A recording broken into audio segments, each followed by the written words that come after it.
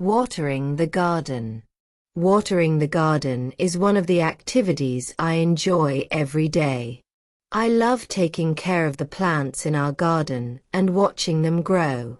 Early in the morning or late in the afternoon, I go outside with my watering can and make sure all the plants get enough water.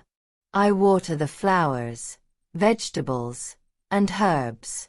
The plants look so fresh and colorful after they're watered, and it makes me feel happy to see them thriving. Watering the plants is important because it helps them grow strong and healthy.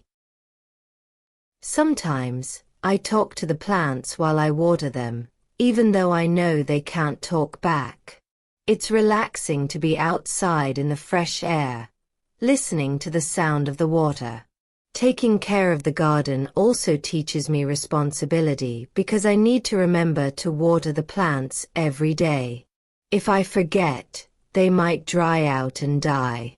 I also like to see the butterflies and bees that come to visit the flowers after I water them.